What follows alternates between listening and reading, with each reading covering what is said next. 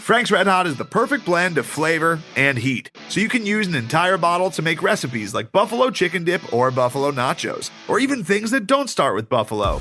Frank's Red Hot, I put that on everything.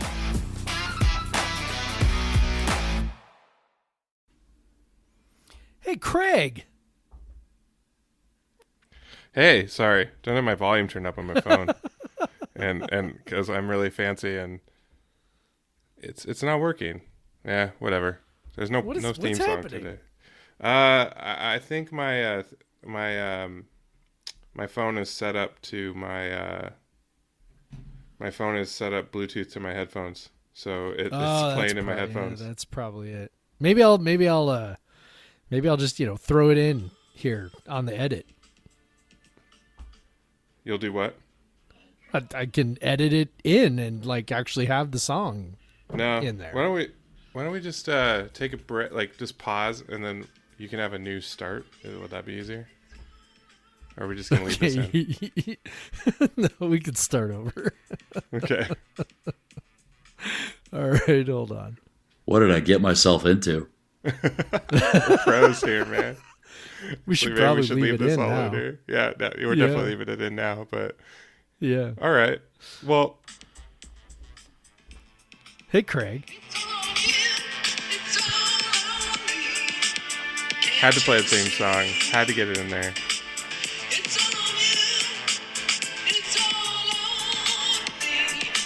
Very much Cougs versus everyone vibes here.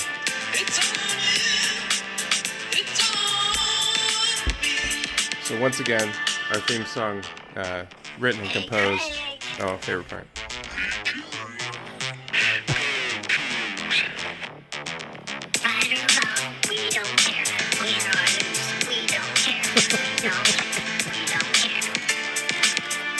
So, once again, written and composed by Randy England at Randy England Music on Instagram.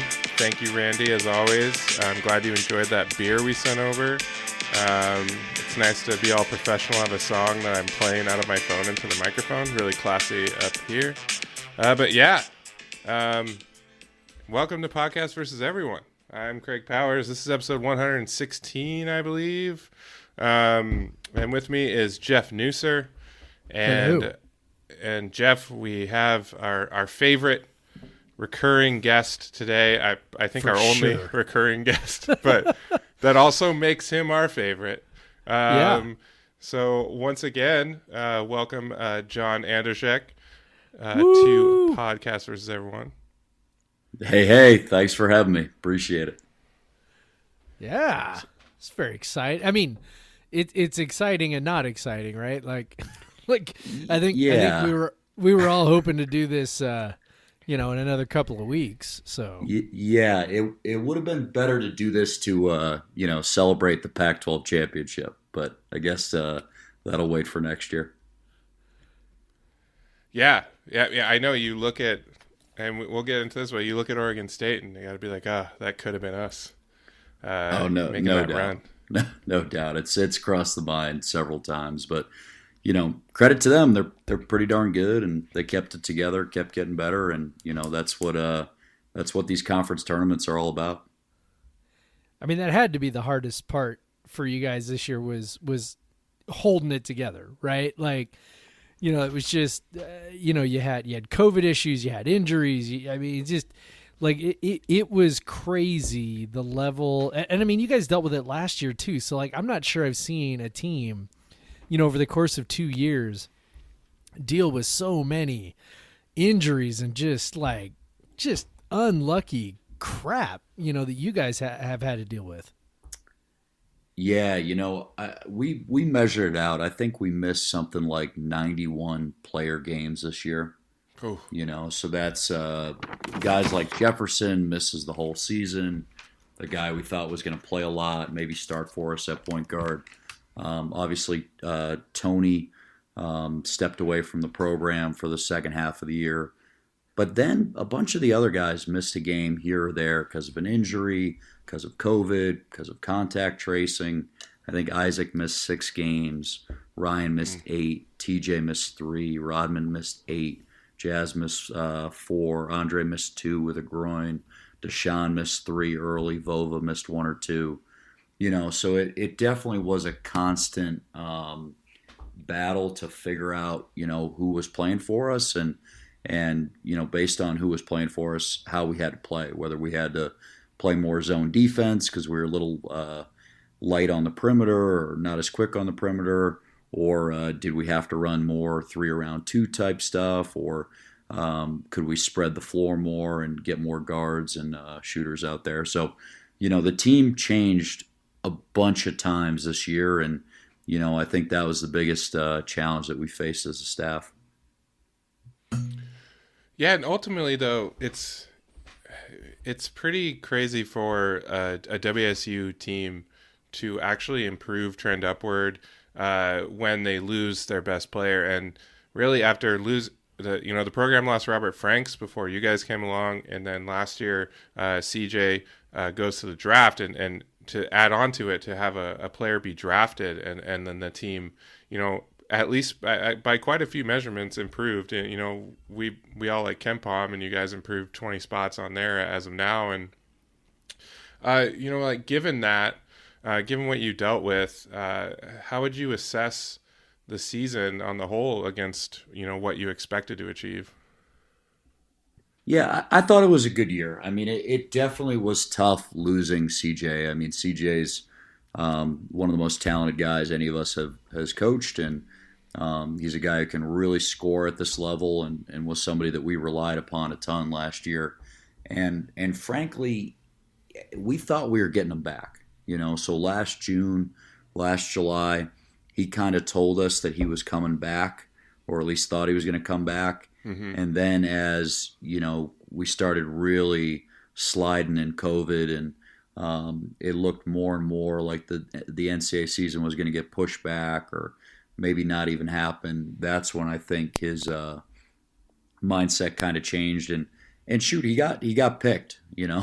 He got a nice deal, guaranteed money, playing for hometown team in Portland, or at least a local team in Portland. So it ended up great for him, but it presented some challenges for us that, we had to figure out very quickly how we wanted to play. And then as we did that, Jefferson goes down, tears his shoulder halfway through preseason. So that changed us again. And, all told, we jumped forward 20 spots. I think we definitely did leave some wins on the table. We went 3-5 in close games in conference, and a lot of times that ends up being the differentiator. If that was 7-1, I don't know if we'd be an NCAA tournament team, but we'd at least be in the conversation, and we'd be in the NIT very easily. So that's kind of an area for improvement, is to do a little better in close games. And then, we're all huge fans of KenPom, so kind of breaking that down more. I think we did a nice job defensively, and kind of took another step forward there. We got to 35th in the country and did a better job protecting the rim in league. I think last year we gave up 54% from 2 or something, and this year we got it under 50. And then, our next step forward for next season, for the future of the program, is obviously we got to become a better offensive program, and we got to take care of the ball better and get better shots. Do you chalk up the close game stuff? Do you chalk that up to the youth on the team, or is it just? I mean, I think Pomeroy measures that really just as luck, right? But as a coach, obviously you guys don't. I mean, on some level, I'm sure you believe in randomness, but also as coaches, you feel like you can influence these outcomes, right? So, what do you guys, when you guys think about those close games and how maybe you weren't able to get over the hump against, Arizona State or whatever. Do you chalk that up to youth, or is there something else? Is a team that's more turnover prone, maybe, prone to maybe not being able to get those close games? I mean, like, how do you guys view that? Yeah, it's funny when you play back all those close games, they really all had different themes and different things that went right and went wrong. I mean, the Arizona game, we kept scoring. We scored the whole game. We were able to score in overtime. The zone held up decently, and we had to play a lot of the zone in that game because Vova was out, and they have such good front court guys, and so many of them that you're just trying to protect yourself from foul trouble, and frankly, that game just came down to we didn't make enough free throws. That was the story of that one, and we had a number of chances to put it away at the foul line, and we just didn't quite do so. But some of the other games are different. I mean, this last game against Arizona State, I thought the story of why we didn't win that game is we just didn't get good enough possessions the last 2.5 minutes or so offensively. Whether that was the tie-up on the inbounds play or, a couple of possessions where we had the ball in the middle of the floor and I think we turned it over on one and didn't get a great shot on the other. But they all go differently. Oregon State, we didn't quite get enough stops down the stretch of the second half. So some of that's youth for sure. I think all of those things, the more opportunities you have in those situations, the more the game slows down for you and you feel more comfortable about what we're trying to accomplish every play. So, I think having the team or most of the team back next year, that should help there. But some of it's definitely luck. I mean, the at the end of the day, the shot that Alonzo Verge got to put them in front oh, man. was a very hard shot. It was a very hard shot, I'm not sure he saw it. You can't say that, but but I'll go ahead and say I'm not sure he ever saw the rim on that shot. Yeah, and even the one we had a breakdown on Remy Martin's three to beat us at ASU, but that's a hard shot too. That was well behind the three. That was probably a 30-footer that he knocked down. So those shots don't have to go in, and when they do, it makes it harder to win. So, hopefully next year all those will rim out and we can go 8-0 in close games. Yeah, and hopefully you get more endings like where Noah hits it's a 3 to tie, and you get more like that, and less where the other team is hitting that shot. I will say the Oregon State game. Jeff and I have more theories on why you guys lost that game, but we know you guys can't get into you can't get into that. No. I'll laugh. I will laugh on that, but I will give no comments. Yeah. You don't need one of those letters coming from Larry Scott. No question. Well, only for a couple more months from him. Yeah. No comment. Yeah. So, I mean, you guys improved on defense this year, as you said, but you did it a very different way than what you did in the previous season. You had to play zone. You more focused on rebounding and interior defense versus forcing turnovers. So, how much of that was just adapting to some of those changes you had to deal with throughout the year, and how much of that do you think will go forward? Oh, it was primarily driven by just adapting to our personnel and who we thought our best guys were. I mean, I'll tell you this. Last summer, we had a lot of time on our hands with COVID. We weren't allowed to go in the office, and one of the things I did was I clipped up every single defensive possession from the season before, and looked at it in different ways, like. This is a side ball screen with a loaded corner. These are drives in the middle of the floor. These are post-ups where we doubled, post-ups where we didn't. This is times when we played zone and gave up a high post touch, first times when we didn't. So we really cut it down in a fine-grained way. And the funny thing is, one of the takeaways we had from it is we're playing too much zone. We need to play less zone. We're better in man, But then this team this year, one of the strengths of our team was that we're really big. We can put out some lineups out there that are some of the tallest lineups in the whole country. Yeah. And when you do that and the other team goes the other way and they try to play smaller and quicker and put more shooting out there, you're probably better off playing zone. And I think overall we had some success in zone. We'll do our full postmortem, autopsy analysis of the season and figure out if we played the right amount or a little too much or a little too little or whatever it may be. But it definitely helped us. I mean, it was the primary reason why we stymied Cal at home. It helped us at UW. It helped us in some other games.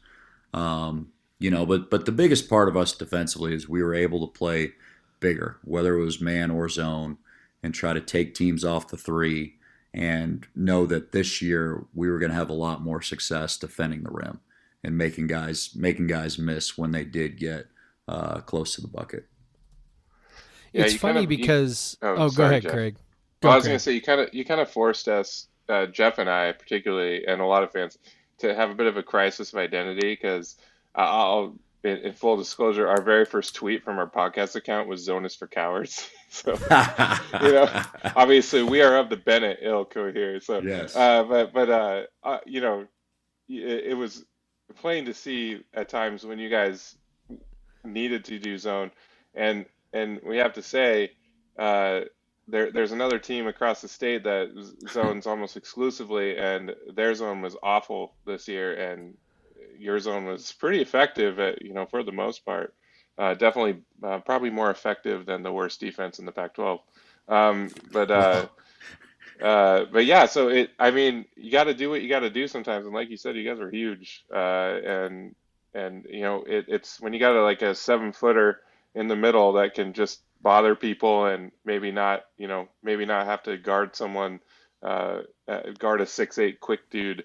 I can see why you guys would be going to zone. So maybe we'll have to revise our zone is for cowards going forward. I'll go ahead and say that my main complaints about zones you guys didn't really have nearly as many issues with, and probably a lot because you were so big. You were still able to chase guys off the 3-point line.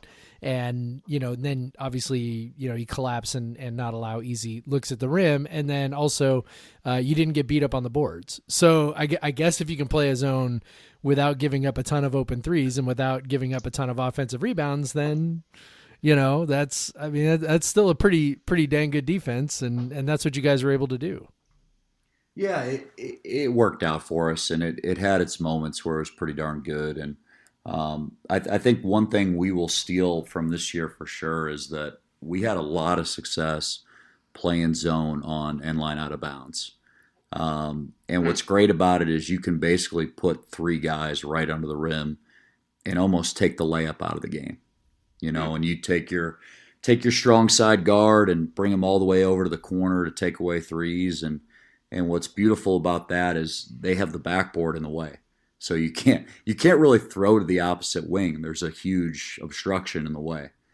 So, zone's great for end line out of bounds. We got way, way better from last year defending underneath, and I think that's something we'll steal moving forward. But at our heart, at Coach Smith's heart, we want to be a man team, and we want to be a man team like 80-20, 85-90-10, something like that. As opposed to 65-35 like we were this year. And hopefully we'll have a little more guard depth. I think that was maybe the biggest driving factor between how much zone we played, is that we had some games where we had some guys playing out of position. We had to play Rodman at the 2 or Andre at the 2 or Bamba at the 1, things like that, just because of injuries and COVID and contact tracing that, you just keep adapting and try to give your team the best chance to win. And, sometimes we were successful with that and sometimes we weren't, but we did what we thought gave us the best chance. That's all you got to do. Yeah. Go ahead. Yeah. I remember we had this conversation, a year ago talking about what you guys would need to do to take that step forward on defense. And I know the 2-point defense was kind of the biggie. Like, hey, if we just get, this much better at this, we can make, this big of a jump. And I think that, the jump, I think, exceeded at least our expectations in terms of what you guys were able to do. And so I've been kind of like trying to look at the offense now and kind of think like, okay, where's that improvement, similar kind of improvement, like where could it go? And so the two things that jump out to me. Obviously, I think for anybody who watched, one is turnovers. That's the biggie, right? But 2-point percentage as well. I was looking at in conference play. You guys were last in conference play, which I think doesn't shock anybody, but it was like you were 3 percentage points worse than the 11th place team, which I think, and again, for anybody who kind of watch you guys closely, would say that, some of that low percentage, honestly, like I can't chalk it up to anything other than dumb luck, just missed layups and missed putbacks and stuff that should be, gimmies. And so, I kind of look at the offense and go, okay, so you finished 208 in adjusted efficiency, but like I go, if you can somehow, between both maybe eliminating some of the dumb luck, right, the variance, but also, the improvement of all these freshmen becoming sophomores and getting stronger and better finishers and those kinds of things. And then, you reduce your turnovers to something just even kind of middling. And it's, it's not hard to see a recipe for the offense jumping from, 208 to something like a top 100. And then when paired with the defense, I mean, that's a bubble profile. Yeah, exactly. I think it's very clear where we need to improve in order to get to the tournament and be in the conversation. And I think you hit the nail on the head. I mean, 3 teams that this year made the tournament with similar profiles to ones you mentioned are Utah State. They were 112th on offense and 8th on D, and Clemson was 100th on offense and 20th on D, and VCU was, I think, 117 on offense and 12 on D. And that's probably what we got to look like next year to make that run, is to take another small step forward on defense. And that probably comes naturally just by, hopefully having better injury luck and staying big and just getting a little older.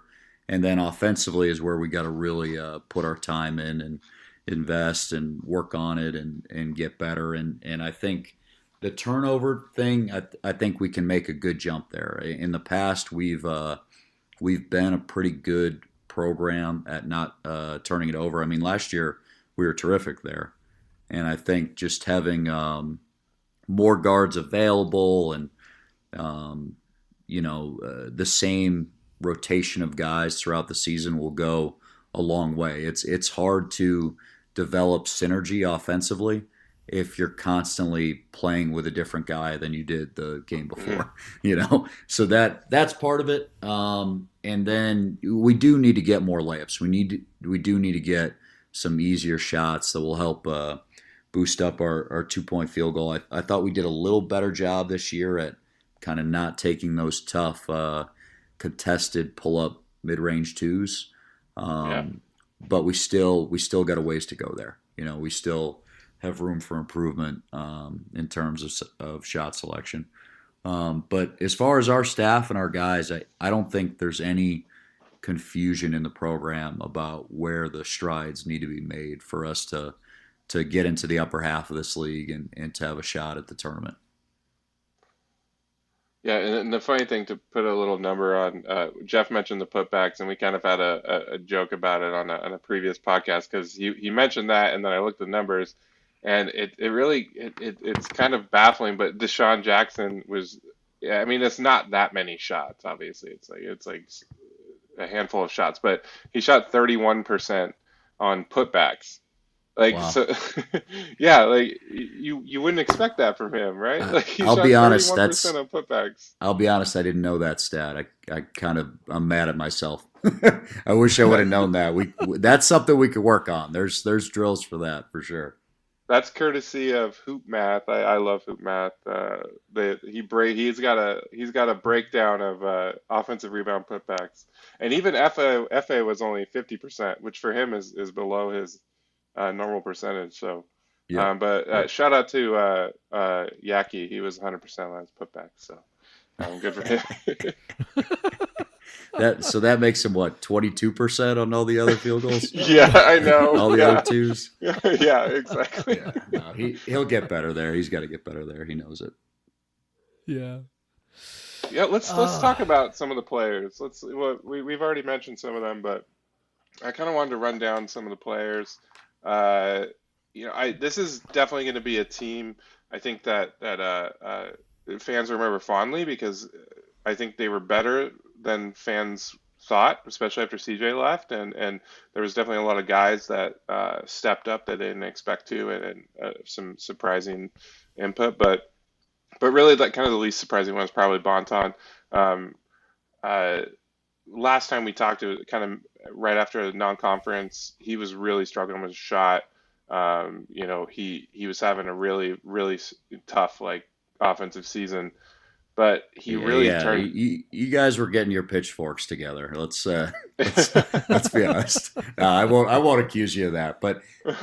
Yeah, it was good that he broke out of that. It was a little awkward for me doing that podcast back then because I wanted to just be like, you guys got to understand, like the guy we see in practice is pretty darn good. Yeah. Like he's playing great in practice.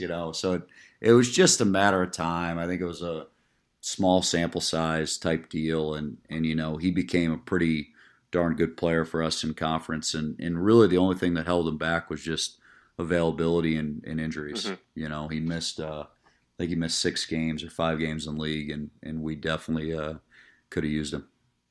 Do you think that played into him being second team All Pac-12? Because I have a hard time imagining how anybody rationalized that he wasn't one of the top 10 players in the conference. Yeah, I have to imagine that's why he got left off. I think we thought he was deserving, and we hoped he would get it. But anytime you miss games, you give an out for the other coaches to vote a different direction. And what did it mean for like just to have him? There was a great video that the WSU produced on it for senior day, and his teammates said a lot of great things about him. But just to have that one senior, that one leader, like on the court and off the court, what did it mean to have him on the team? Oh, it was great. He was one of the first ones to kind of sign on with us and say, hey, I want to be here and make this thing good and, help us build the program. So we'll always be indebted to him for that. And, hopefully he comes back. He's going to have Of course.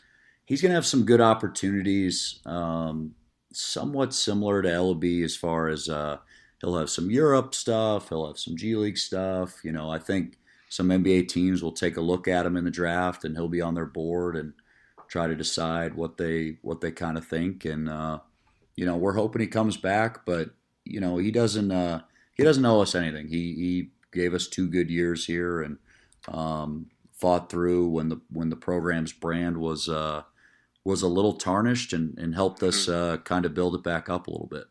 So we're thankful that he's been here. Yeah, and I think that one thing that people may they focus on his offense, but one thing that'll help him, I think, in his pro prospects is his defense. And you mentioned it last time you were here, but obviously he was one of the top just steal percentage guys in the conference and just on ball defending. He was defending tough guys all the time. So when you start going to the pro level, people look at that and sometimes you see guys that are great offensively and don't end up making it, and it's because of that defensive side. So I think you guys, I don't know if you had an influence on him or if he was just already a guy that loved playing defense, but it was very clear. You don't see a 6'3" guy block as many shots as he does, and he very clearly loves shutting someone down. So. No, he's a great defender. He's a great defender, and in the games that he missed, I would say even more than his offense, we missed his defense. Yeah. Like the UW home game, the game that we shall not speak about. A big part of why we had to play so much zone is that they're quick. That's one of the strengths of their team. They have a lot of guards, and they can go by you. And without him playing, we just felt we didn't have enough guys that could keep them in front man to man, so we had to play a lot of zone, similar to the Arizona State road game. So we'll, so he's super valuable on that end. And then, the other thing I'd say for Isaac too is, it's not easy to shoulder as large of an offensive load as we've asked him to shoulder the last 2 years. It's hard to do that and take a third of our shots or whatever it may be, and to be able to do it efficiently every single game. You know what I mean? If he were able to be super efficient every single game at that usage, he'd be a lottery pick. So it's I admire him. I'm happy he worked as hard for the team as he did, and he made the program better. From a coaching standpoint, talk for a sec about how, what kind of player is willing to take on that, because I think fans have sort of this idea that players are sort of lining up to be the guy who takes 20 shots. And my impression from being around programs and seeing players and watching a lot of basketball is that it really does take kind of a special mentality to want to be that guy, and very few guys are able to pull it off, but it's not that many more guys who are even sort of willing to try. And, so Isaac, obviously did that. Noah picked up that mantle, for a brief time while Isaac was out. That's a thing that I think seems to be sort of like either you kind of have it or you don't as a player mentality. And, and Isaac really kind of seemed to have that, and maybe Noah does too, going forward. Yeah, for sure. No, it takes a fearlessness. I think that's the most important thing, is like you got to know that, there's going to be some of those days where you're going to shoot 15 times and only make 3 of them. And you got to have tough enough skin to be able to take that criticism, whether it's from fans, whether it's from your coaches, whatever it may be, and stay confident and keep coming back. And I think Ellaby and Isaac and Noah and Bamba too as well have all had that quality that they're able to just keep staying aggressive, whether they've made their last 5 shots, missed their last 5 shots, whatever it may be. They're not too phased. Yeah, I'll say Jeff has mentioned that he sees that in Bamba as well, that he kind of has that tendency he can be the number 1 guy if necessary. Yeah, I think, we'll see. We haven't seen him in live action yet this year, but I think Jefferson may have that as well. Oh, yeah. Just that sort of competitive, fearless streak, whatever. He'll try to make a big shot. He'll try to take a big shot. And yeah, Bamba had some games where he was our best offensive player on the floor, which is pretty impressive for a freshman. Is that fearlessness something that you guys actively look for when you're recruiting? Because it sure seems like you've got a lot of guys on your team. I mean, you mentioned, a bunch of the guards, but I mean, I look at F.A., I look at Deshaun. I'm like, those guys, they for freshmen, they didn't back down from anybody this year. And so I'm kind of thinking maybe that's a thing that you guys, actually scout for. 100%. 100%. Like you got to believe. I mean, we, all these conferences are similar. They have a certain ingrained hierarchy based on the tradition of the programs that says, these 4 teams are supposed to finish toward the top, and these ones are supposed to finish toward the middle, and so on and so forth. And we want guys that aren't going to buy into that, that don't believe that Arizona should beat us. You know what I mean? And that are going to be really upset if we lose to UCLA. That's where we need to be mentally, is that it's not okay to lose to UCLA. It's not okay to lose at Arizona, even though the program historically doesn't win at Arizona.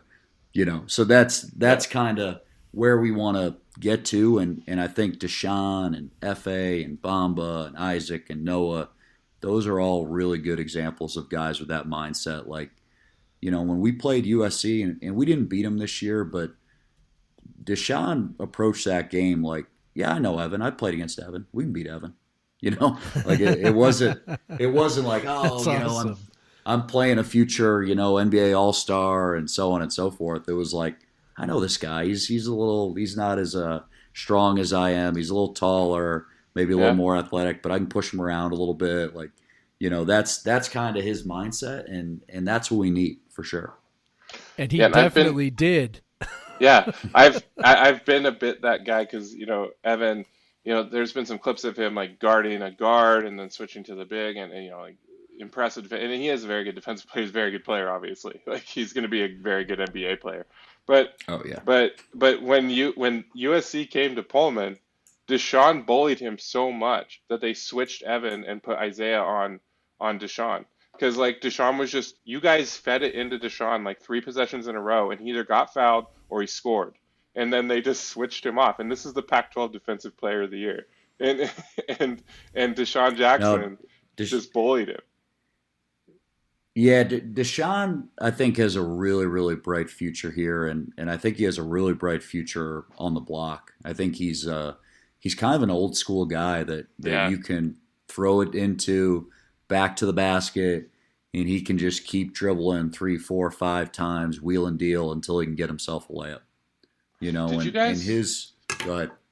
Oh, so did you guys sort of have like establish the run mentality with him? Because I feel like you would feed him early in games frequently. I feel like Deshaun was the first basket in quite a few games.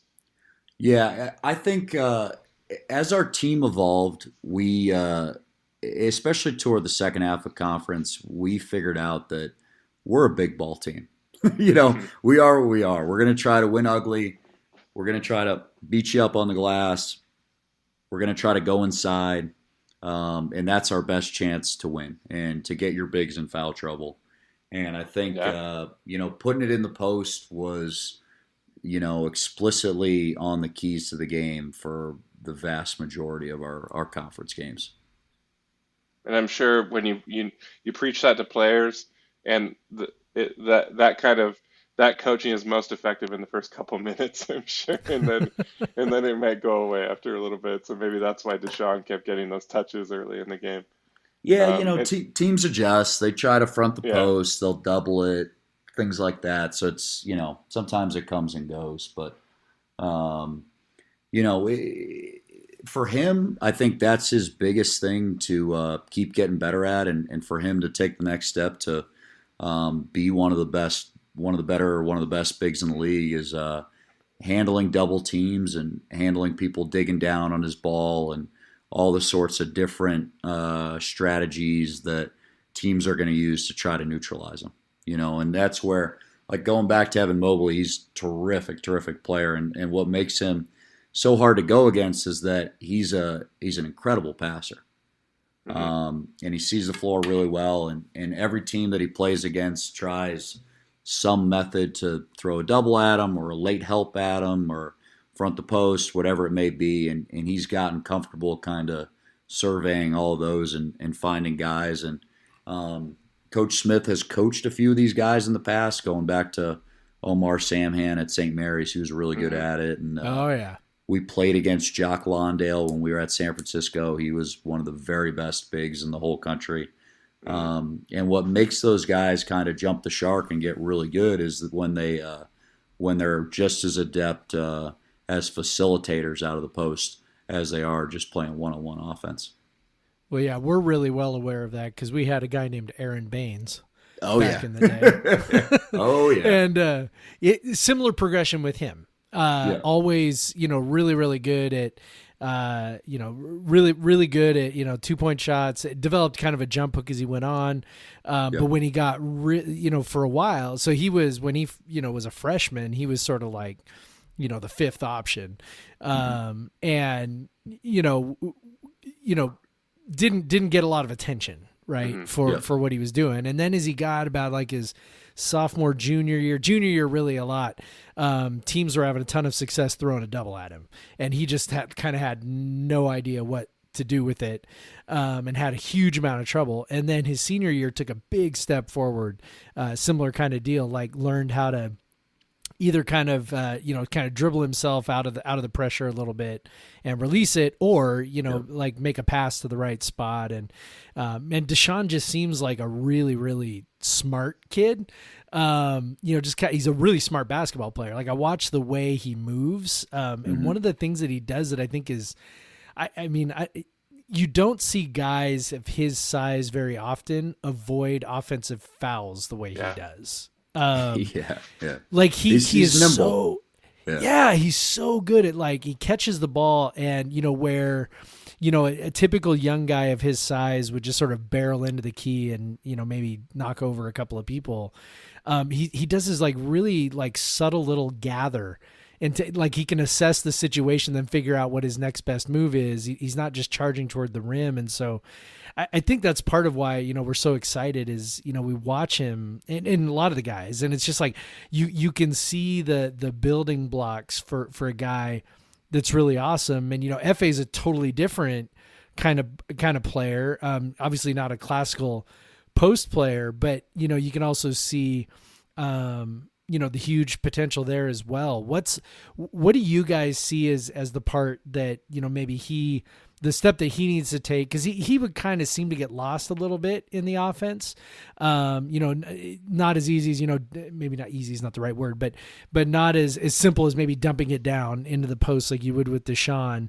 What's kind of the next thing for him? Is it the face up game? Is it putting it on the floor just a little bit, having that threat? I mean, what do you guys see as the individual piece of his game that will help him take that next step? I think with FA, it's really just playing more basketball. I think he's a little bit new to the game, and it's not his fault. It's because of the injury. He had to take a couple of years off, and he just needs to be put in those situations more where he's getting doubled, where they're helping on him, they're playing his ball on a drive or something, so that he can protect it a little better. I think our assisted turnover in the front court this year was not great. So it's something to a man we all got to get better at. But he should be able to make as big of an offensive improvement as anybody next season, just because it's he's earlier in his development. He's still a little bit juvenile to the game, and I think as a shooter he'll also take another jump just by getting an off season of reps. He came out like gangbusters this year and made a bunch of threes in a row to start the season, and then he had that dry spell, which he kind of finally broke out of in overtime against Stanford. And then I think you hit the nail on the head. He should be a guy that can face up and drive on guys and get them in foul trouble and be able to kind of go both ways, where if they're putting a little guy on him, he can kind of just bludgeon them until he gets to the rim like Deshaun does at times. And if they're playing a bigger slog on him, then he can face up and drive them and get around them, use his quickness. Yeah, and between I cannot remember ever. I mean, just even one or the other, FA or Deshaun, a big that was this good as a freshman at WSU, like a guy that's that big and that athletic, either one of them, and you guys have both. And yeah, we were talking about, maybe FA would leave after this year, but it seems like maybe that's not going to happen. But but he does seem like a guy that could make that jump that maybe because of his athleticism wouldn't be around forever. But I don't think we have any doubts that he is a future NBA player. Yeah. He's too athletic and has shown some blossoming skill. It's still early for him, but I think at the end of with some development, I think he'll make threes at the NBA level. And I think on the defensive end, he's got to get a little more comfortable defending on the perimeter. Mm-hmm. And again, that's just reps. Like, he's definitely quick enough and moves well enough laterally to be able to switch on to some guys and be able to play against some stretch fours and face up guys. But it's just not something he's had a lot of experience doing, so hopefully he'll be able to get that done for us this spring, this summer. And I think it'd be great for him to play a lot of one-on-one with the guards, just so he can get used to kind of being pressured and playing his ball, and then on the defensive side, he can get used to guarding on the perimeter. If you guys want to tape some of that, we'd love to watch it. Sounds good. Hey, maybe if we just want to get his confidence up, you guys can donate your time and come down and play defense. How's that? Yeah, I think it wouldn't be tough for him at all. He might Craig might put up a little better fight than me. So there would be highlights of him jumping over me, and I'd just be like cowering in fear and hoping not to get hurt. So no question, he makes some plays that I'm just gosh, yeah. Absolutely, the tongue is rolling out of the mouth and the eyes are wide open, like what the hell was that? Like he just blocked a shot 4 feet above the rim, things like that. So or he can dunk a basketball without taking a dribble from the 3-point line. Yes, the reverse dunk that he tried against Cal and got fouled or missed or something was insane. So he's one of those guys that kind of his leaping ability. He can jump and he looks like he's floating because he's high enough already. And then he can just wait till everyone else falls down and dunk, which I think he had one of those against Arizona. He had a real good one like that. Yes, he did. Yeah, so, I looked too while you guys were talking about Baines and Deshaun. I mean, I didn't realize – Deshaun had a better freshman year than Baines did. Oh, yeah. That's insane to say. And, obviously Baines is an NBA starter and, starts for the Australian national team, and he's unbelievable and making a ton of money. But it's pretty cool to see that, Deshaun, whatever, he had a pretty good freshman year, no doubt. Yeah, that's what we're saying. Like we've never seen bigs at WSU. I mean, at least recently have seasons like this, and it's exciting, and especially, it's very clear that Deshaun, the injury. He was coming back from it even when he was playing, because by mid-season he was a different player, and he was a lot more aggressive, and just finish those putbacks and he'll be good to go. Yeah, people don't know he missed about 2 months for us this summer because he had some medical stuff and it took a while for him to get cleared. So he's actually everything he did this year, he did while kind of coming from behind. Yeah, it's remarkable. And I think that, the thing that I have to keep reminding myself of, and I guess I don't have to keep reminding myself anymore because the season's over now, but, even after the Arizona State game, last week, I just, I was so like, and I'm sure you guys were too, it's just like, so frustrated and so, feeling like there's just so much meat left on the bone there. And then I just remind myself how young they are, and when I look at, F.A. and Deshaun and, some of the other guys, DJ and Noah and I, what they were able to accomplish this year. And then I remind myself that we're talking about, freshmen and sophomores. And it's like, cause like Craig and I remember what, players like Derek Lowe and Aaron Baines and Kyle Weaver and, Robbie Calgill and these guys when they were sophomores. And it's like that season was painful, and then they busted out as juniors, under Tony Bennett, but their sophomore year was their freshmen and sophomores were painful. And it's like, and I'm looking at these guys, I'm going like, they have, not only have they outperformed, those guys in a lot of ways, but they're all still so young. And I don't know. I mean, as coaches, do you guys have to sort of, because I know coaches usually want everything right away. It's just kind of, you guys are greedy and I get it.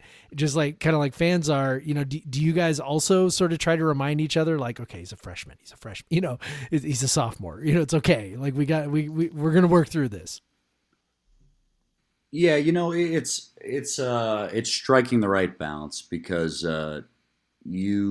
it's great to be young and to feel like you have some talented young guys that have bright futures ahead of them, but you also don't want to fall into the trap of kind of acting like it's inevitable. And hey, if we just keep you guys around, we'll go to the tournament because nothing's guaranteed. It doesn't work that way. You can get picked 12th like Oregon State and you can win the conference tournament, or you can get picked second like Arizona State and you end up, you have a lot of talent and guys get injured and get hurt and leave, and it just doesn't quite gel the way you want it to, and you don't meet your potential. So we got to keep our feet to the fire and keep trying to get better and improve both individually and collectively. But the good news is I think all those guys are really growth mindset and hard workers and want to be good. TJ's great there. Andre's great there.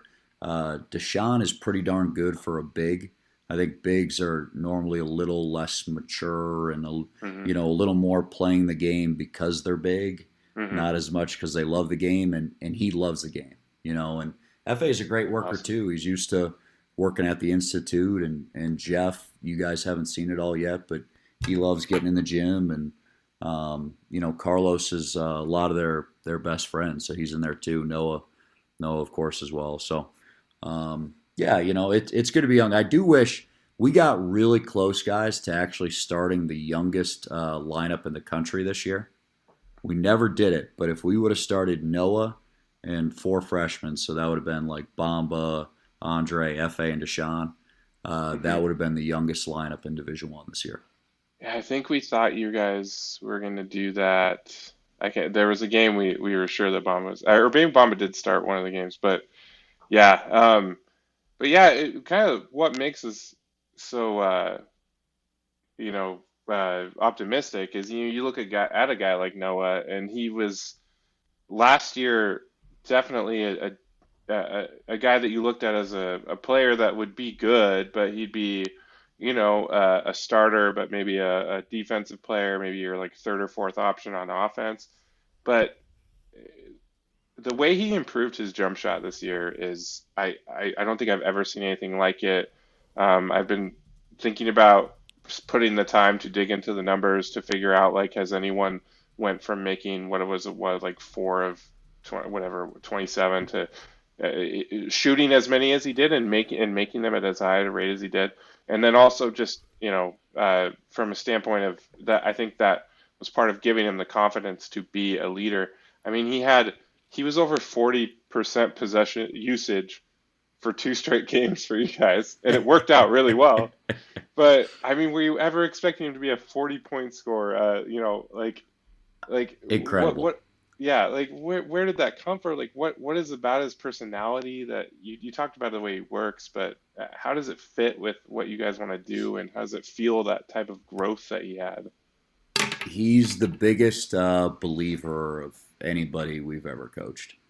I mean, just really, really confident guy, and and I mean this in a nice way. Honestly, like, believes that if he's in the game, we can beat anybody. And you need that. And the jump that he made shooting the ball is, I was hoping you guys were going to have one for me. Hey, there was some guy at, Texas Tech 10 years ago that made that jump or something, because I've never seen it. I've never seen anything like it. It's incredible. He went from basically a non-shooter last year to being one of the best shooters in the whole conference this season. So it's awesome, and it's going to help him a lot long term too. It helps his prospects for the league, for overseas, for becoming a all conference first team guy here, everything like that. So it's a huge credit to him. He's worked at it really hard. He always believed it could happen. We knew he would get better as a shooter, but he's way ahead of schedule there.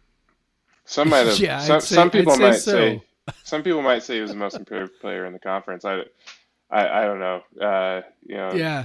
Some people might say that. I'll tell you this: we did tell him, hey, when you go at the other team's bench and you're talking some mess, that's not winning you tiebreak votes on this thing. Sean Miller's not excited to vote for you for most improved. Don't worry. Small price to pay, right? No question. No Small question. price to pay. I think that most people I think will focus on the improved percentage. It's like, oh, he shot 15% last year, whatever. But it's not even just to go from the shooting 15% to shooting damn near 40%, but it's the volume, right? Like to go from shooting 27 in he played 50% of the minutes last year. I mean, he played a lot, and was, a mainstay by the end of the year. To go from 27 to 124, that's the part that I think is, to me is just so bonkers. What do you think the part of his game that that is the thing that he's going to be working on? Okay, so now he's added a jumper, right? So is it the ability to drive with either hand? Is it just getting stronger and trying to be able to get all the way to the rim with more regularity? What's the part you guys look for in his development? I think it's facilitating for others. Okay, it's becoming more of a playmaker that. He's built the reputation and he commands the respect of the defenses where they're going to collapse on his drives. They're going to go over on the ball screens and try to take away his three. And they're going to put two on the ball. They might show, they might blitz, they might help at the rim. And for him, his next step is, being able to have that 10 assist game. When the other team decides, hey, we are taking away Noah at all costs. And when they do that, he's got to be comfortable knowing that he's playing that game as a playmaker first and foremost. But I think he'll do that. He's been coachable and wants to get better and wants to be an NBA player like all of our guys do. And he's got it in him, and that's probably his next step. It seems like such a huge mentality to have players that believe they can, be an NBA player, be a professional player, because that seems like they'll just have it. You don't have to drive them as much to improve. And we talk about, we look at guys like Klay Thompson, but even less heralded guys like Brock Modem and Aaron Baines and stuff that made huge improvements at WSU, and then after, it's not just because Tony Bennett was coaching them or whatever, or whoever the coach was. It seems like some guys are just want to be better, and you don't, and because as good as coaches as you guys may be, there's no way you could have coached him from becoming basically a non-factor from the 3-point line to like a legitimate 3-point shooter. Like it's like he just has to, like and it's cool to hear that there's you talk about Deshaun and Fa and Yaki and all these other guys that you can almost in Bombay you can see that they have this in them that they want to, and that's got to be nice for you as a coach. Yeah, it's great. It kind of takes me back when I was in high school. I had a gym teacher who taught some other things, but he kind of asked this question of like, is there such a thing as extrinsic motivation? And it kind of got us thinking, and you have to have that kernel of self-motivation, of intrinsic motivation for the outside stuff to work. If Noah or Deshaun or Fa, if they personally don't have that fire to become the best player that they can be, then we don't get a chance to help them put together the blueprint of how to do it. And that's more our role. Like, we're going to be at our best as coaches if we're spending our thought time and our teaching time just trying to show them the best way to get better, and instead of trying to motivate them to want to get better. There's a big difference, and I think that's an area we've been blessed as a program, is that the guys that we've brought in are very, very hungry to improve. That's great. And I'll say one guy that you guys didn't bring in was Jazz Kuntz. It really seemed at one point in the season that he was just not going to be part of the rotation. He wasn't really going to be in there. I think we maybe there were some injuries going on, but he really turned it on in the last half of Pac-12 play, and we've seen guys with his sort of profile do that, like as seniors, but to see him make that jump was huge. So what really clicked for him? Was it just getting healthy, or was there something else?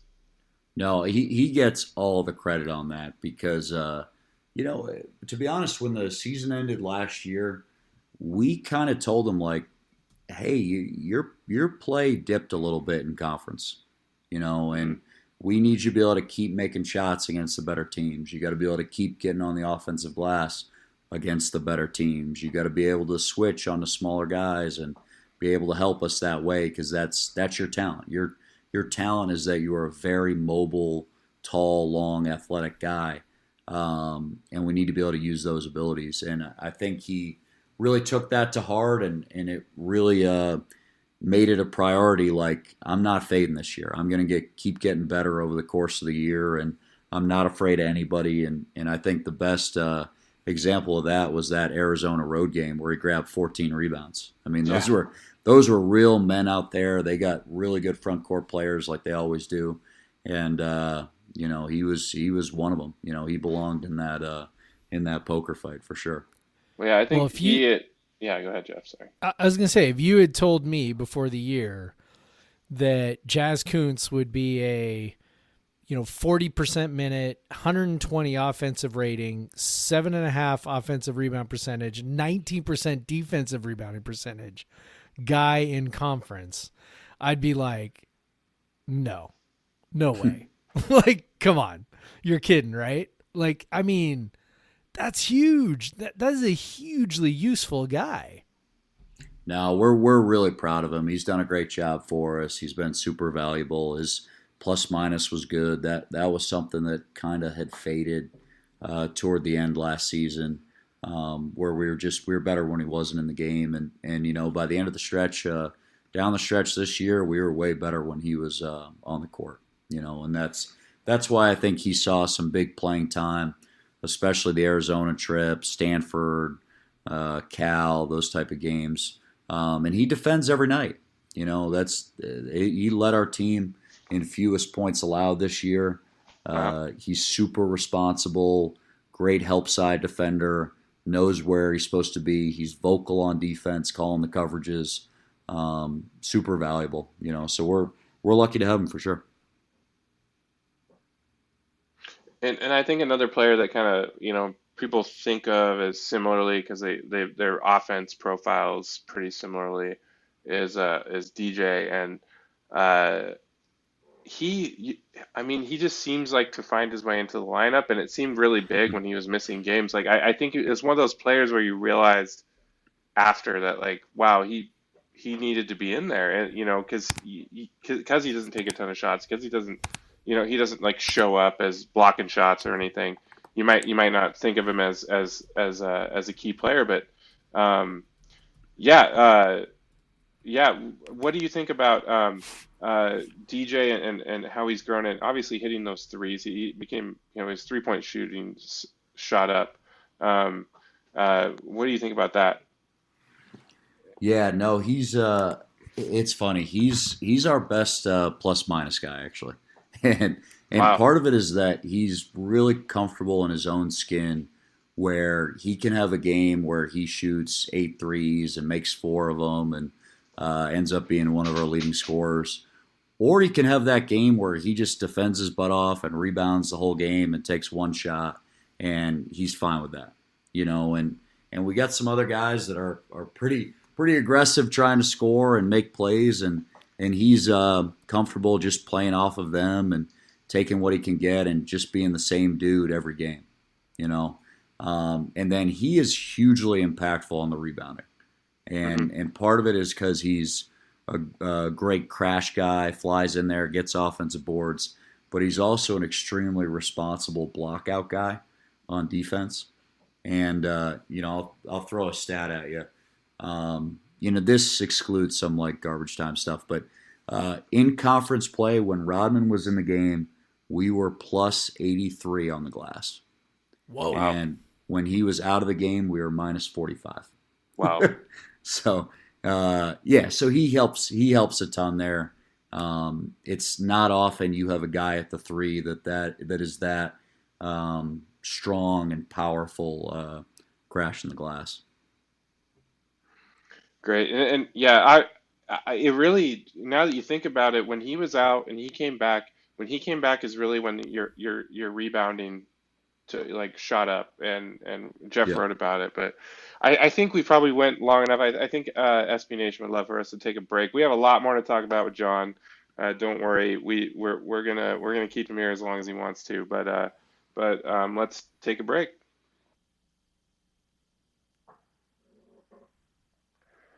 All right, we're back. I didn't use the bumper music this time because my phone's pretty much dead. So, and it had such a hard time last time. No reason to make Yeah. anything more difficult for myself. But yeah, let's get back into it. Now that SB Nation has been paid. Let we left off talking about Jazz and DJ. I did want to kind of talk about some of the other returners. It's it's kind of funny. They seem like the older guys on the team, but they're still only sophomores. But like Rap and Vova, both of them missed time. Vova, can't remember if it was 1 or 2 games. I definitely know he missed the Arizona game. Like that's clear. No doubt. Yeah, no doubt. But and the same thing with Rap. Raps kind of has that same sort of vibe as DJ, where you don't know what you got till it's gone with him. And he really struggled with shooting, obviously, for a while, but that kind of normalized throughout the season. But I mean, just having both those guys all the year, do you think maybe you guys just log a couple more wins because they're there? Oh, definitely, definitely. It just helps when you could play guys in their normal positions. Hmm. I can't tell you how valuable that is. It's difficult when Rodman has to play some of the two, and Andre has to play some of the two, and maybe you're playing a 5 at the 4 and things like that. Noah's got to play point guard a little bit because it's just stuff that you don't even foresee. It's like you might be lining up for end line out of bounds, and then you realize nobody on the court has ever played that position on that play. So they're looking at the sideline like, what the hell do I do here? So you kind of try to talk them through. So, it's just stuff like that. And then both those guys bring some pretty solid things to the table. I mean, Ryan is a good passer that can make plays and ball screens and get other guys shots. And he calms us down a little bit. He can settle down the offense and get us more half-court quality possessions. And then Vova, I really think, is one of the premier rim protectors in the conference. He doesn't necessarily block like a fantastic number of shots, but when teams see him down there, they will settle for pull-up mid-rangers and floaters and things like that. So he definitely deters them from getting easy twos, and we're a really, really good defensive team when he's in the game. Well, yeah, I think like Rap and Vova, the same. They're just big guys at their positions, and Yep. it seems like defensively, obviously that helps a lot for Rap too. But yeah, Vova, it seems like he learned how to be big better this year. Yeah. He was better at finishing around the basket, better at defending the rim, like you said. And he changed ends better too. Hmm. I thought there were times last year where his lack of speed, we'll say, looked really, really bad in games. And I thought there were fewer of those moments this year. There were more plays where he was back in the scene of the crime. When they're transitioning for a layup or shooting a 3 or something, he was back in there to grab a rebound. And he's just a great offensive rebounder. I mean, it just by standing over guys. Yeah, he just kind of pushes them under and wedges them there and grabs them. He's good at it. He uses his strength and his size well. Yeah, and I think you mentioned Yagi or Andre, however, they called him Yaki once on Twitter, so I like calling him that. It's fun to type out, and it's a lot easier to type out than Andre or Yakumovsky. But he had kind of an up and down season, obviously. But you mentioned him playing the 2. He seems to handle the ball really well. And when we were looking at him, when you guys recruited him, we were looking at his tape. He looks like a guy that can kind of be that point forward type. Do you see his game evolving into that, or do you see him more of as an off ball guy? Yeah, I definitely think he can be that point forward. I think his best strength is his ability to dribble for his size and then to pass for his size. He turned it over a little bit more than we wanted or than he wanted this year. Right. But he still made it through conference. I believe he was like, I don't know, 1.5 to 1 assist to turnover or something like that in league. Well, he had a 10 so assist game, right? Yeah. Yeah, yep. He had 18 assists on that Stanford Cal weekend, and showed some signs there. I think he's got to make a jump as a finisher. I think it got in his head a little bit, and he really missed some bunnies because he doesn't take a lot of bad ones. A few maybe ill-advised floaters, but for the most part, he's trying to take shots at the rim. And he's just got to put them in at a higher rate. There's no doubt about it, and get fouled a little more. So, but for him, I mean, he had as big of a transition as anybody. Just coming to the States, coming to a totally different style of play, and he knew a good amount of English. He was pretty good there, but learning that culturally, this is different. Usually the Euro guys get a little better after their first year when there's a little more stability in their lives. Well, he seemed like a guy, we keep talking about how a lot of these guys are quick learners. He seemed like a guy too, who, as the season went along, the issues that maybe plagued him early became less. So, one of the things I was sort of surprised to find when I looked at his game log was, it felt like he was really, really turnover prone. And then I looked at his game log, and it was kind of like it had really gotten under control, for the minutes he was playing, playing, 30 plus minutes. The turnovers had really come down. The shot was still there, and then kind of, hit a little bit of a funk for a little bit, but, it just sort of, it's with a lot of these guys, similar to a lot of these guys, where you felt like, they're really talented guys. They get by on talent for a little bit. Defenses adjust, try to take away what it is they do well. They go through a little bit of a rough patch, and then they kind of come out the other side. And it felt like that, a little bit with Andre, especially with, a little bit more of the ball handling duties while Isaac was out. He just seems like a really mature kid who's a really smart basketball player who was kind of figuring it out as he went. And, you mentioned his ability to finish and to get to the rim and things like that. I mean, this is a 6'8" kid who's got a man's body already. It certainly seems like, him being a little more of a force going to the rim is an extremely reasonable expectation, for a development in his game to become an even more effective, offensive player. Yeah, for sure. No, I think that's necessary for him to reach his potential.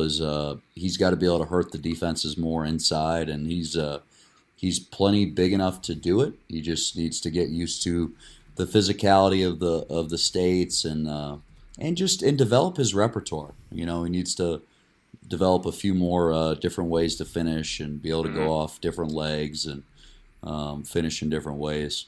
But he'll get there. He's as hard of a worker as anybody we have in the program. So I think him and DJ both would make great moves to get themselves in a good position and just not finish the shot. Yeah. And you hope that, especially with Andre, just, 29% on twos is ridiculous. Like for a 6'8", like a 6'8" built guy, you talk about the floaters, he should never shoot a floater at that size. Yeah. It should never ever, he should be dunking on people, Well, and he's athletic. It's not, he's not just, 6'8". He's 6'8" and wide and also pretty good lift. I'm excited for what he might do next year, getting around the basket. Yeah, he's funny because I thought, because I recruited him, I expected for this season that he would be pretty successful offensively. and that there would be a longer transition period defensively. Mm-hmm. And it kind of went the other way. He Mm-hmm. established himself as a pretty good defender kind of from the jump. And there really were very few games this year where we had to take him out because of defensive mistakes or, a guy that he couldn't defend. So I think for him long term, that's probably a good sign because some guys never get there defensively and that sort of ends their careers. And he's already proven that he can do it defending at this level. And now he just needs to get more comfortable and more confident on offense and, just become a more efficient scorer. Well, yeah, and you talk about the confidence on offense.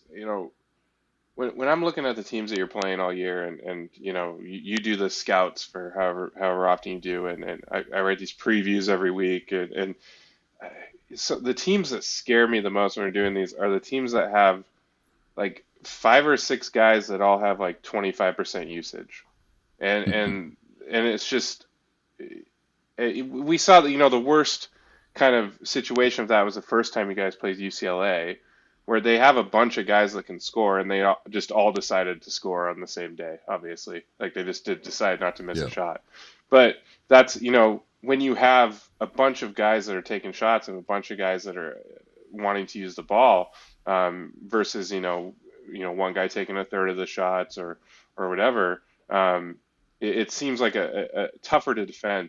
And so, do you kind of hope that some of these freshmen that maybe were at kind of under 20% usage this year, guys like, I think Yakumovsky definitely seems like a guy that could be a high usage guy, and same with Deshaun. I think he seems like a guy that uses a lot more. FA and TJ and a lot of these guys seem like guys that have high usage. Do you see them next year getting to that point, so you kind of have a more diverse offense? Yeah, I think they'll all grow. I mean, like DJ Rodman is still a low usage guy, but he was 10% as a freshman and he went to 13.5 as a sophomore. Which is big, so we need that same sort of 3 to 4% increase, from all these guys returning back, because you hit the nail on the head. It's a lot easier to scout and prepare for a team where 1 or 2 guys take the vast majority of the shots. You can come up with ways to double the post, to help on drives, to cover down, to shade a guy left, whatever it may be, to try to take away 1 guy or limit 2 guys. It's a lot harder to defend when they're truly balanced and they have basically 5 guys on the floor that are all at 20% usage. Well, and when I think of guys like Isaac, if he was at 26% usage, he would be an insanely good like he'd be like a 110 rating guy. Yeah. And that's what we've talked about. I don't know if we talk about podcast, but like Jeff and I just messages, like if he came back and some of these other guys kind of took a step forward and maybe he could play off the ball a little more and he was more of a 20, like he would just be a dead ringer. He'd probably be a 40% 3-point shooter, but 50% from twos. Probably, I think his free throw percentage would tick up, but that was a weird thing this year. But it was a weird thing. So what we're saying is, come back, Isaac. But no question, Isaac. Or go make money, whatever you want. If you're listening, come on back, baby. Let's make a run. I think getting him off the ball, maybe not all the time, but getting him off the ball more often would help him and would help us, because it's harder to key on a guy if they're off the ball. If they're bringing the ball up the court, you can get load up to them. You can build the wall, whatever it may be. But it would be nice. I think it would help him and relieve some stress if Jefferson was available or another point guard or something like that. We're hoping that guard depth isn't an issue for you guys again after this year. I'm sure you guys are thinking the same thing. That would be some really bad injury luck again if guard depth was another issue for you, for sure. No doubt. But we should be bringing in a couple guards next year that hopefully can bring the ball up against pressure and help get us into offense and use pick and roll to get us some easier shots. I think shooting is really important at that position. So we've been trying to prioritize guys that knock in threes and can still defend. We're not going to we don't want to stray too far from what's helped us get to this point, which is having guys that can defend at this level. So but certainly guard position, guard depth more than anything, just having enough of them available on a game-to-game basis is a priority for next year. I'm sure Kyle would love to find that next Frankie Ferrari, shooter. The WC version of that. Yeah, Frankie was a really good player. I think there's definitely a chance we have somebody in that mold that we're looking at. But I'll give you guys more on that. Hopefully June, July, the whole class will be signed and sealed and all together. But for now, we're just kind of moving out of the season and dipping our toes back into recruiting. One guy we haven't talked about at all is Carlos Rosario, which fans were very excited about because recruiting services thought a lot about his talent. Didn't play a ton. It seemed pretty clear when you watched him play, why that was. He's got some physical maturing to do. But you guys, interestingly, it's funny. He came on in some really important moments, to just kind of like be a tall, long guy. How do you guys see him and his role going forward and what it is that he's going to bring to the table, maybe starting next year? Yeah, the most important thing for Los is just to get healthy. He's been battling some medical stuff that's really unique this year and, something a lot of us don't have very much familiarity with. And he's done a great job and he's pretty much through all of his treatments and things, but it's caused him to miss some games and to miss a bunch of practices and I think when you miss that much time, it's hard to carve out too big of a role for yourself, But what Carlos brings to the table is he's a long, talented defender that moves really well and is extremely instinctual. He just kind of knows where the ball is going to be. He kind of pounces around like a cat, just kind of that quick, smooth athlete. And that's why we played him in some big games is we just felt the other team had a good wing scorer that we wanted to slow or we were playing some zone and he's pretty good in the zone. So we gave him a role there. And he's one of those guys that he doesn't try to step on people's toes. He's very much a pleaser, wants to do what he's asked to do and play the role that he's allotted. And I think for him, just getting comfortable and earning more minutes and being at every practice, he'll become a better offensive player and a more impactful offensive player as he gets comfortable that he has that permission to sort of be aggressive there.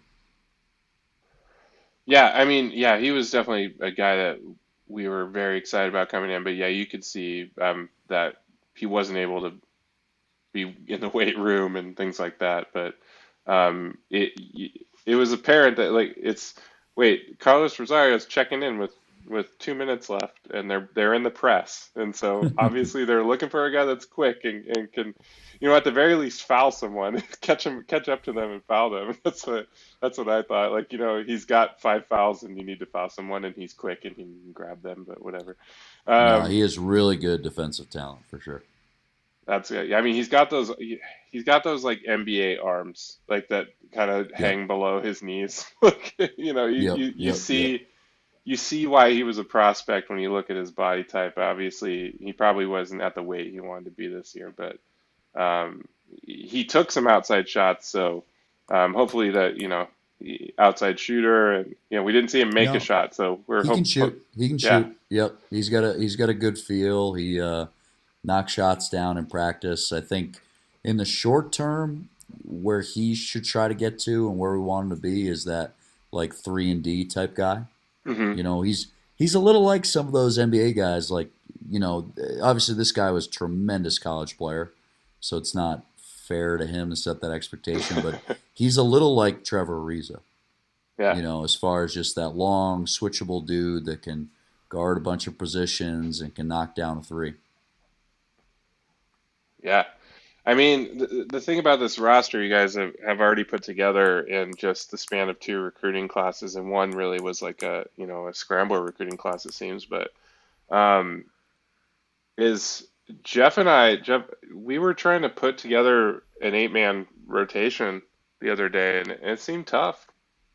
Like it just seemed tough to put together an 8-man rotation because that's your standard college rotation. But you guys were what 26th in bench minutes this year. You think that was a product of just having so many young guys and trying to figure out who you have, or is that something that you think you'll utilize going forward? Yeah, I think Kyle wants to get to where we're playing, 8, 9 guys, especially toward the end of the season. That's his comfort level as a coach. Now, it's not going to be, we're never going to be the Bayheim where it's 6 guys. We're not going to get that sparse. Well, it's easier when you're standing around on defense for half. Yeah. But it's, I think part of it is that one of the best things about this team is we really don't have any bad players. Mm-hmm. Like we don't have anybody on scholarship that's like, oh no, you can't check him into the game. And we, in past places we've been at other jobs, turnarounds, year one, whatever it may be, there's usually 1 or 2 guys that are like, yeah, this level is a little much. You know what I mean? Mm-hmm. But I think to the credit of our guys, the returners, the incomers, they all bring something to the table where you can check them in and they have a chance to impact the game positively. So that's why I think you saw a lot of different guys check in and different player combinations, and then the other piece was injuries too. Injuries and COVID and contact tracing definitely divided the minutes more than maybe they normally would be. Yeah, and it is, from us as fans, I think Jeff, if you want to talk about, we've had the same feeling about this roster. It's like, especially the guys that played 25+% minutes, like you said, on scholarship, they all had their moments. Like they all showed us that, like that's, Jeff is very high on Bamba because Jeff, like we've seen him have huge games already. Yep. Absolutely. Yeah, my thing with Bamba, my little love affair with TJ Bamba. And I do want to point out, by the way, that I was way ahead of the curve on being the president of the Noah Williams fan club a year ago. He was. I was the first one on that bandwagon. But it's as I look at the roster, it almost feels like both awesome and like a terrible problem to have, right? Where it's in some ways I think with coaches, and you can correct me if I'm wrong, but it's like, okay, so if you've got 7 or like 7 or 8 defined guys who are clearly kind of your best guys, in some ways I think that makes it a little bit easier because you kind of go, okay, these are my guys. When you've got 10, 11 guys who could really help you win, then it's sort of like kind of this balancing act. I mean, I know that, for example, we spent a bunch of time talking about Andre, and it's like, well, he barely played in those 2 games against Arizona State. So, you kind of end up, and Vova, I know, had some times where kind of his minutes kind of came and went. Maybe like from a coaching perspective, how is it trying to kind of manage that when yes, you've got, kind of all these guys you can deploy as needed and as necessary for specific situations, but also, trying to manage all these guys who obviously are very competitive and want to play. Yeah, it's hard. It's hard. There's no question about it. I think you're definitely better as a program when you have a lot of competition and guys can't get complacent about their playing time. And not that we had that at all, but there are programs and places we've been at the past where it's like, this guy just knows that no one's playing over him. He's going to play every minute that he wants to play. So one of the things that was nice about this year is that, especially in the front court and then at those forward spots, there were a number of different guys that could help us from game to game. And so, it really did create that iron sharpens iron of like, all right, I got to be at my best because, we got Jazz, we got Rodman, we got Andre, we got Bamba. They all can kind of play that same position. So, you gotta keep it coming. You gotta have a good practice. Every rep is important. Now, the downside of that is you want guys to be confident. And in order to be confident, you can't be hearing footsteps and looking over your shoulder. So, that's the challenge for us as coaches is, eventually you kind of want to figure out who the number one guy is at that position and who the backup is and who's kind of the auxiliary type role. But for this year, to be honest with you, that never really settled out because we were just injured all the time. You didn't have stretches of the same 8 guys being available for 15 games in a row. It just never happened for us. Well, yeah, you guys had 2 players that played and started every game, and that was it.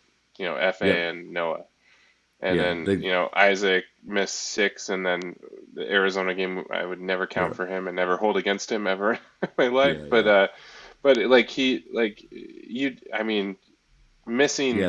Missing because Isaac ends up at 66% minutes. I'm assuming you guys assumed he would be more 85 to 90% minutes. Yeah, for sure. And Deshaun, if he's not hurt at the start of the season, is probably more of a 60% minute guy. And so it's just we've already talked about this, but it's crazy when you start looking at the games, when you're just looking, we're looking at the KenPom page, like you're just looking at there was 27 games and there's only 2 guys that played in all those games. That's not normal.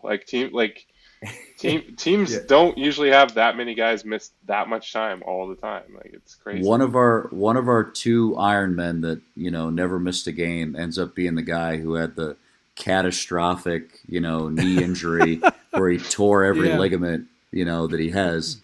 And so it's right. Amazing, and FA didn't miss a second this year. So and Noah and Noah on the non-flagrant foul took quite a hit too, so it's impressive that he was able to get in every game too.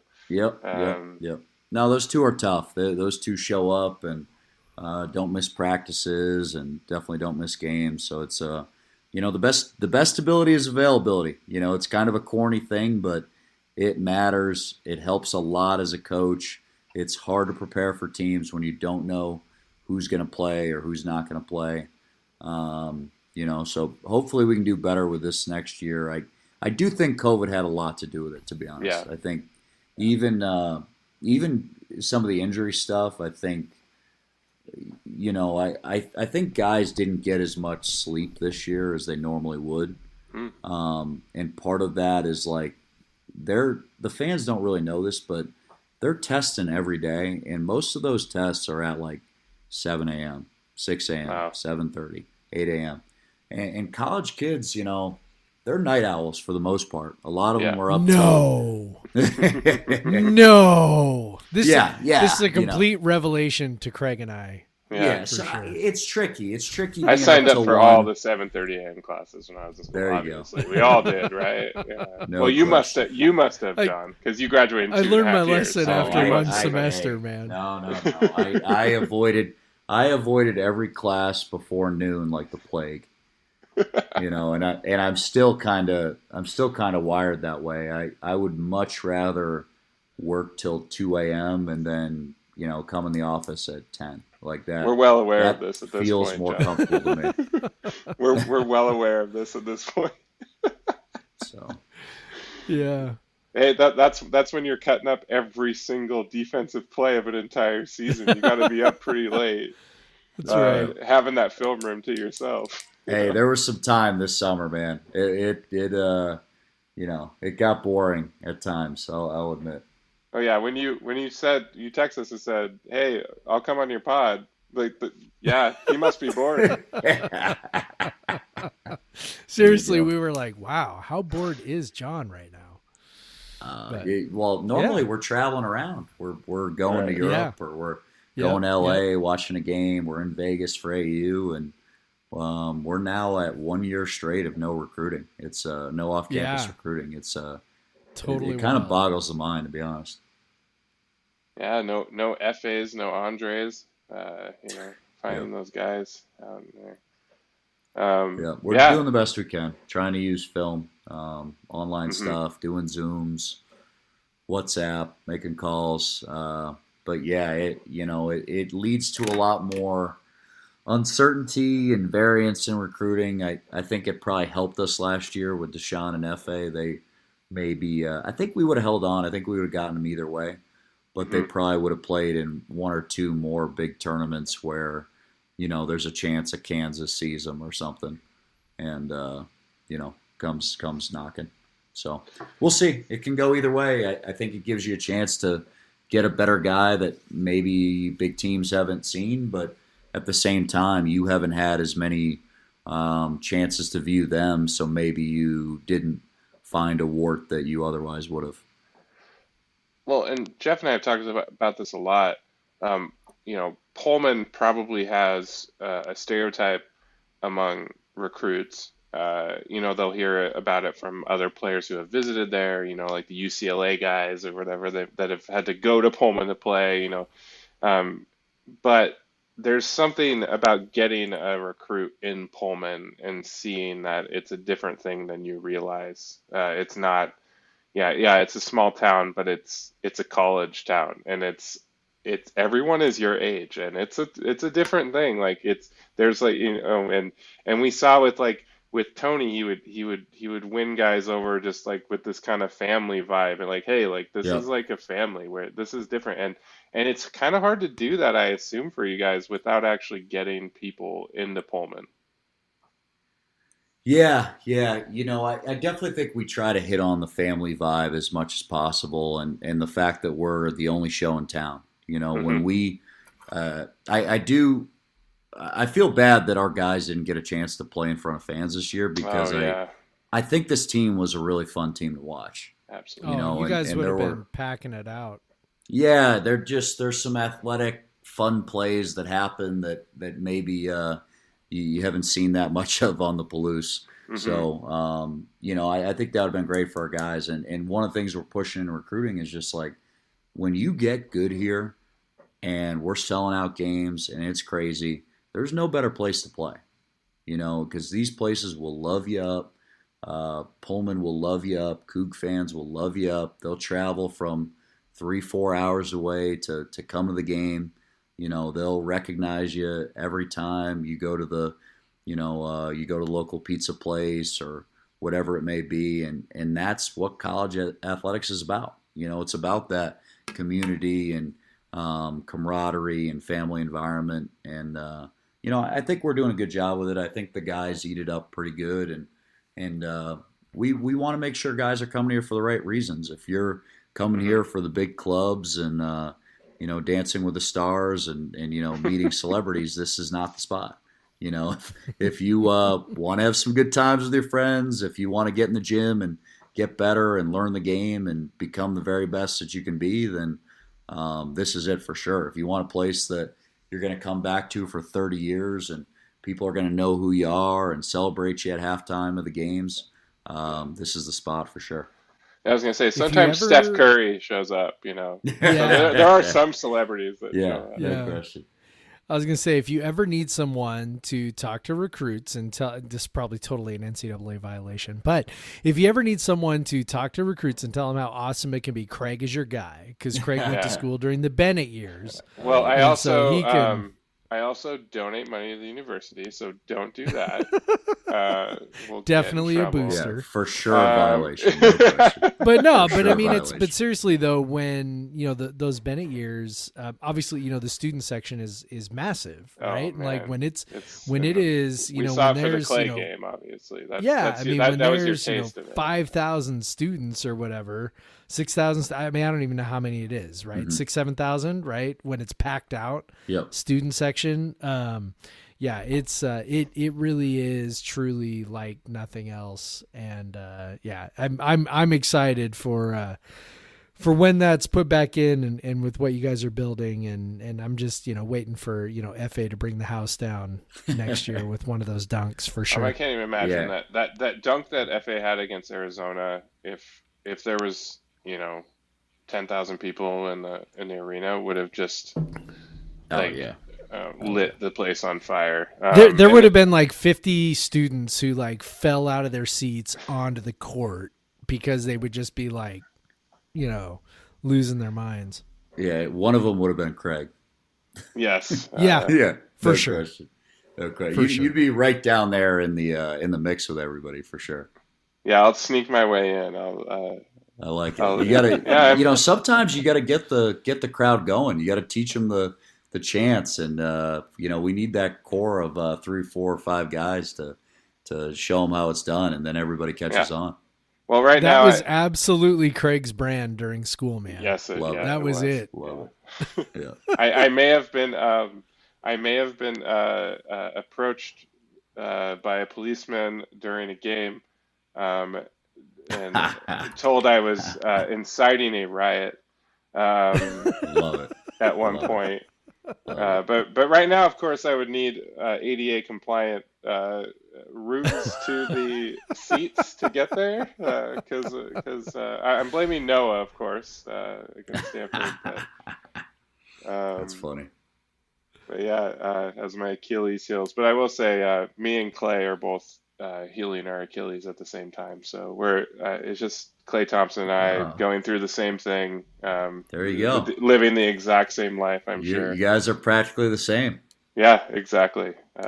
Pretty much. Yeah, speaking of something that must help you guys in recruiting, I got to think that weekend of Clay coming back and talking about how WSU is the greatest place of all time must be pretty helpful, right? Oh, terrific. No, that was that was great. Don't get it twisted. I mean, I'm just so thankful we won those 2 games that weekend. Oh yeah, because if we had lost those 2, that doesn't become quite as good of a talking point. So it was good timing on our behalf.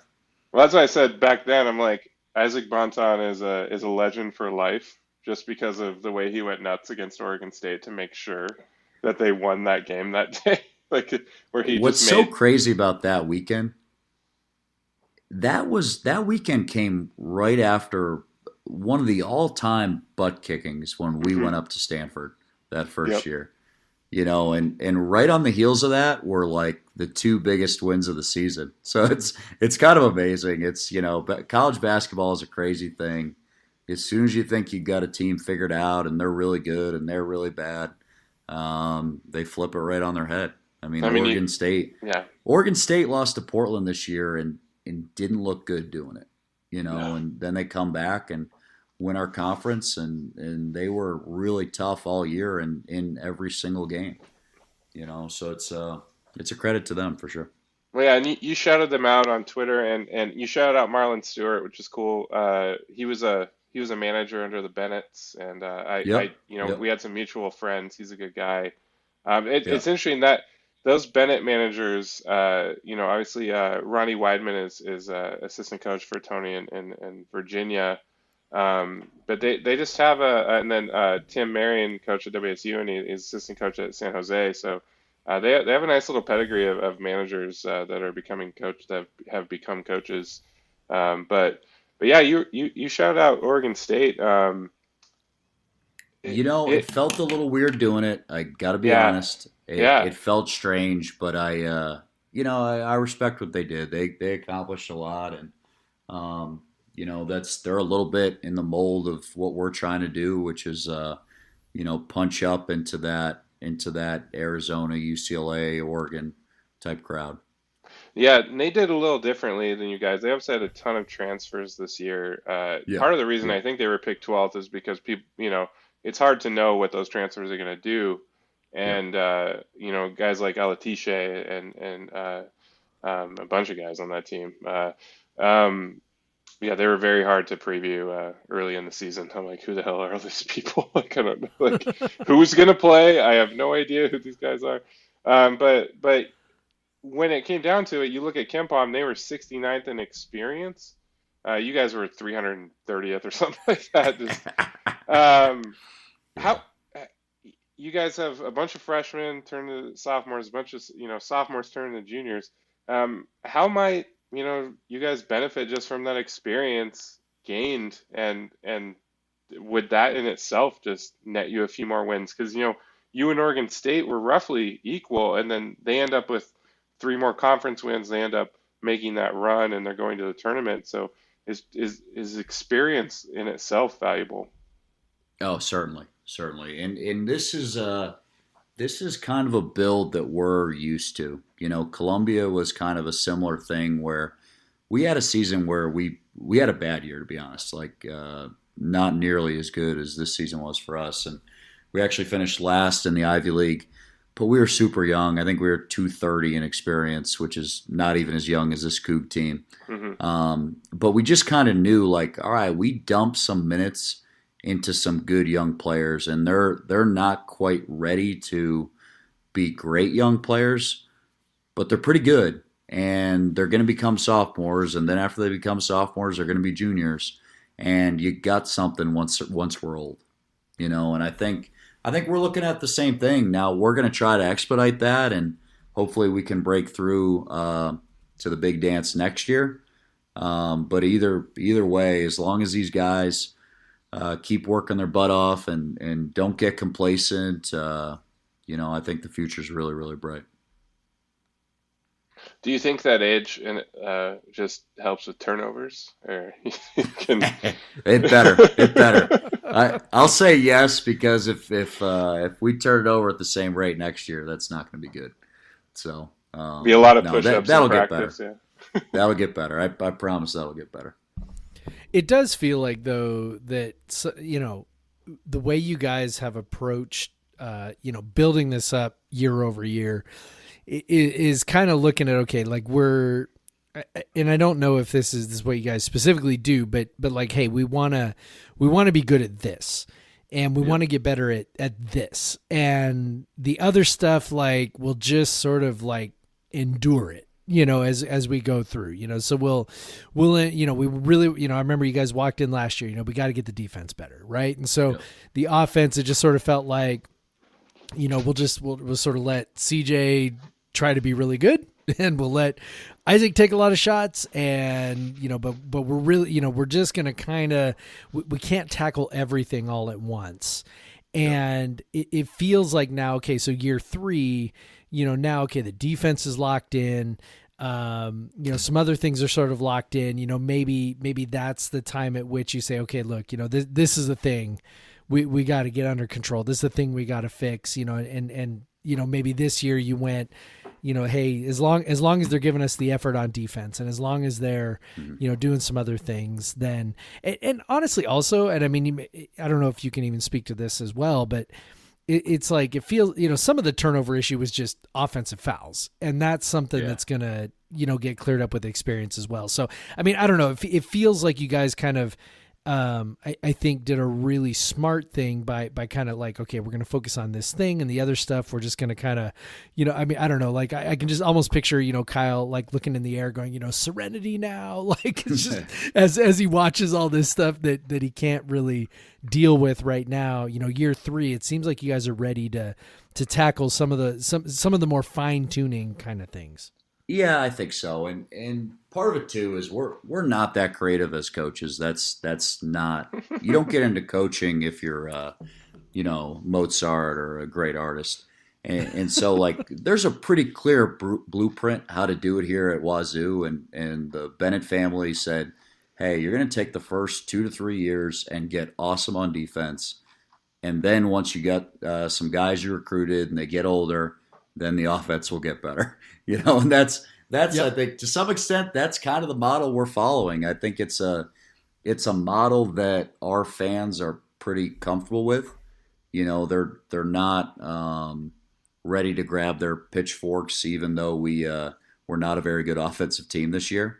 And every job and every school is unique. If we were at a school where the best coaches that had coached there had been incredible on offense and terrible on D, they would probably be looking at us a little bit differently in year 2. They'd be like, hey, this offense is, what's going on here, even though we're pretty good defensively. So, I think it fits the school. I think it fits the area. I think it fits our tradition to, get our foundation right on just trying to not beat ourselves on defense. And then now we got to carry that over to offense and tune it up a little more and take care of the ball and get better shots. Yeah, and I'll say, I wanted to ask you about what your immediate outlook for the next season is. I have to put that pressure on you because Cami Etheridge, she's got them on the brink. She's got them on the brink of the tournament. Yeah. I'm feeling good about them getting in the tournament. Yep. I don't know if you have a Charlize Ledger Walker coming in next year. That would be great. If you got one of those players coming in, that would be she's pretty great. Yeah, we'll take another one of those. No, she's I coach men's. I don't coach women's, so I don't know their sport as well. But she's as good of a player as I've ever seen. Yeah, I'd be shocked if she's not like a good WNBA player, not just like can make it, like a good one. So. We'll see. She's terrific. I'm pretty sure they're in. Let's. I don't want to even speak. Talk about the sacred cow there, but I think they're in, and it's an awesome example for us that they broke through in year 3. Their league is even better than ours on the women's side. Mm-hmm. But hopefully I'm glad you guys aren't playing in the Big Ten this year. I'm glad. Oh my gosh, oh my god! It's some of these programs. I mean, you look on KenPom, like Penn State's a good basketball team. Yeah, they're good. They're 35 KenPom, and they really struggle to win Big Ten games. It's amazing. That Duke team that everybody says is terrible is 33 KenPom. They're good. Yeah. So it's funny. There's some good leagues out there, but our league. I think our league is going to be right back in that mix in a couple years. I think the high-end talent is getting better. I think there's a lot of really good coaches in the league that are pulling up some of these programs. I mean, Arizona State finished just ahead of us, and they have at least a couple NBA players, if not more. Yeah. So there's some good talent throughout the league. But I think we can say you guys have a couple NBA players at this point too. Yeah, I think so too. So too. So it's exciting. You asked about outlook for next year. I wouldn't say it's like NCAA tournament or bust. I do think there's room to have a good year and not make the tournament. But I think we're at a spot in the program where we can start thinking in those terms and we can make that a goal and try to work toward it. When we first got here, I don't think it was reasonable year 1 to say, hey, we got to make the tournament. Mm-hmm. I don't think we were ready for that. But I think this team has been in some big games and gone toe-to-toe with some of the best teams in the league that, they can see a path mentally to going 12-8 or 11-9 or whatever it's going to take to try to make the field. Yeah, that's what we like to hear. It's just from a fan, you look at the players and we can't help but think to the Bennett years, like it's just like a reflex. But this season is pretty similar to that season before they broke out before. I would say that was a lot of sophomores turning into juniors, but there is quite a few sophomores turning into juniors on your team. But I would say these freshmen are probably at the talent level that a lot of those sophomores were going into that junior season. You look at guys like F.A. and Deshaun, they're already good Pac-12 players, and you just get excited thinking about Deshaun being healthy and F.A. having a full year of playing every game and playing basketball, and then a guy like Andre just having all that time to figure it out, and guys like Kuntz and Rodman who took a step forward. So for sure. Yeah, so we would love if you guys made an NCAA tournament. That would be great. No doubt. Those guys went from 99 to 27 in KenPom. So yeah. Just need to make a little 70 spot jump next year. Hey, it's those jumps have happened. I mean, Kyle had a team in San Francisco that was pretty good. They faded down the stretch, and I know it still bothers him, but they were on the right side of the bubble for most of the season, and they went from 158 KenPom all the way to 67 in 1 year. Yeah. So let's do that. And they went from 230 on offense to 45. Yeah, So, let's do that. Let's do that. Yes, no question, no question. Did you guys pay attention? You guys are nudged ahead of San Francisco this year. Does anyone on the staff pay attention to that? Does anyone think, let's get better than San Francisco? I'd like to pretend I'm not that petty, but yes, we definitely noticed when we passed it. I'll say I went to grad school in Vermont, so I've been really wanting WSU to pass Vermont in the rankings for a while, and you guys did that. So thank you. My undergrad Pac-12 school is now ahead of my America East grad school. So hey, UVM's got a good program. Hey, were you there when TJ Sorrentine was there? What year was he there? I'm trying to remember. I can't remember if it was the exact year. Was that the year they played UNC in the tournament? That was when they knocked out Syracuse. No. That was before I got there. That was before you. Okay, that was before you. Yeah. All right, I was just wondering because that's one of my good friends in coaching. He's the guy who made that shot. Yep. He coaches over at Brown now, actually. So nice. I've been on the campus. I've been up to Burlington a number of times. I'll be honest. It's a great city. So there's a good little street there to, have Church some beverages Street. As well. Yeah, for sure. Well, if you ever when you go to Boulder, Church Street in Vermont was modeled after the main street in Boulder. So it's like really, I didn't know the same that. Style. Yeah. That's interesting. That's fun. It was fun. When we lived there, we lived like 3 blocks from Church Street. That was a fun place. That was a fun place for sure.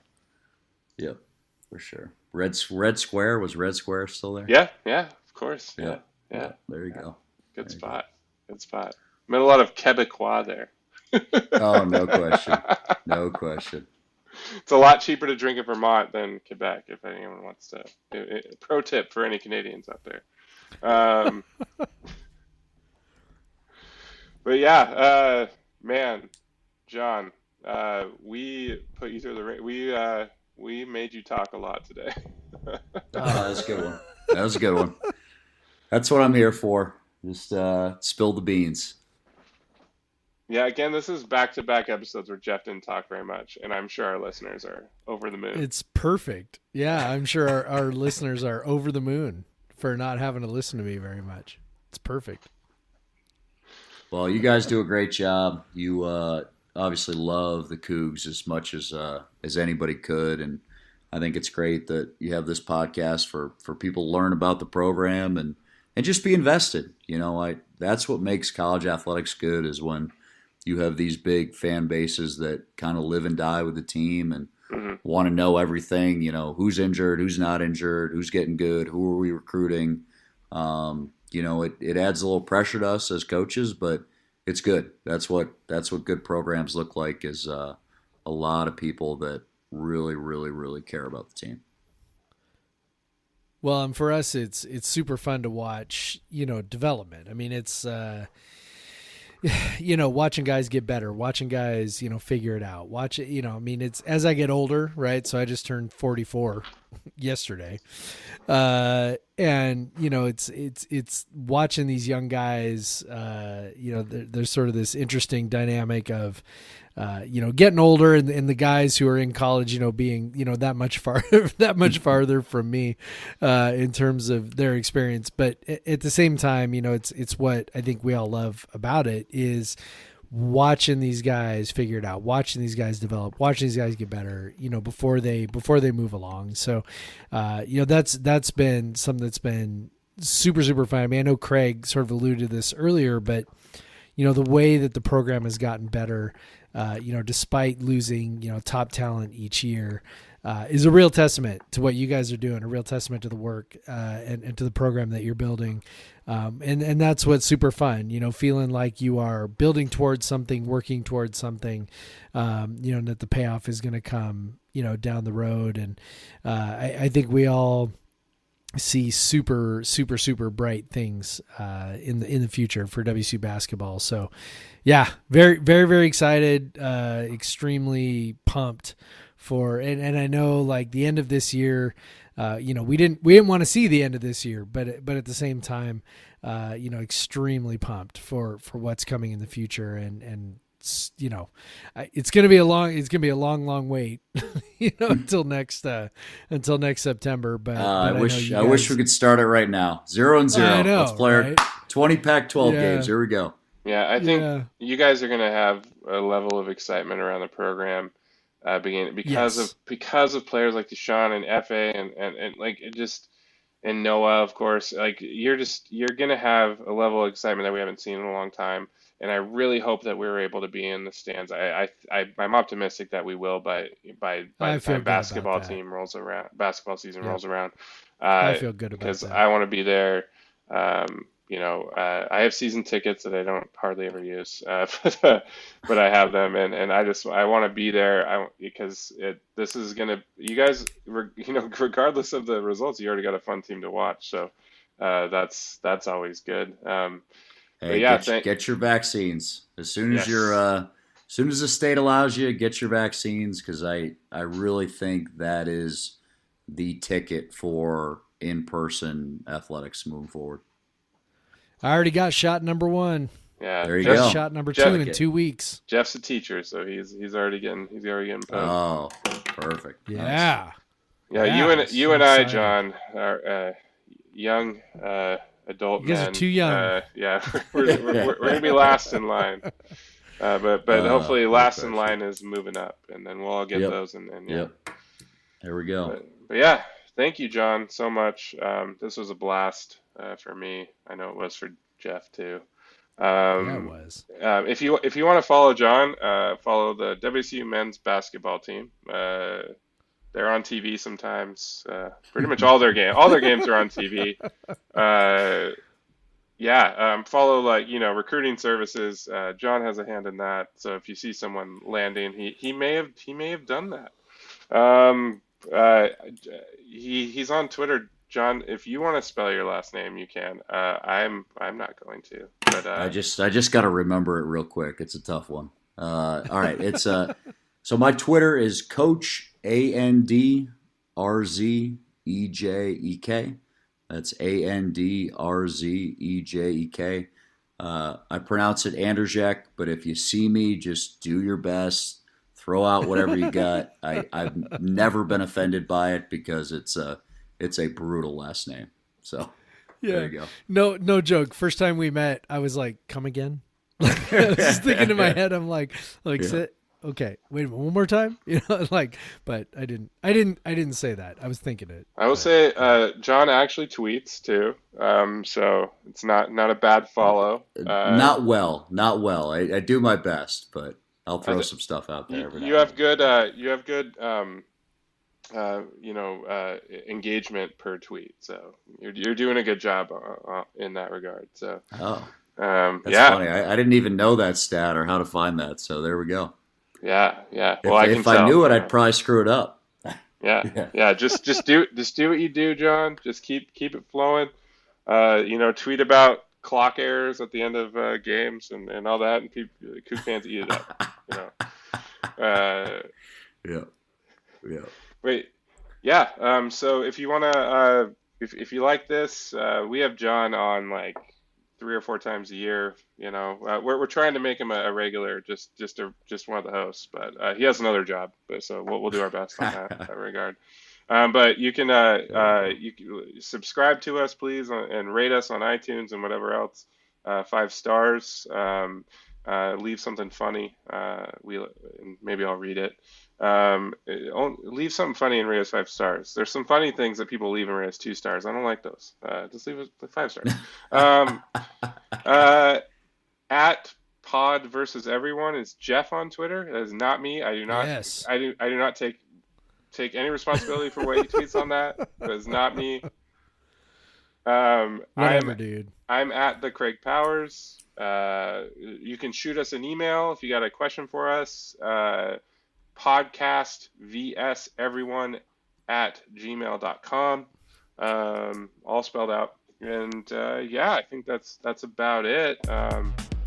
We always like to say go Cougs, John. Oh, absolutely. Go Cougs. Go Cougs, fellas. Thank you.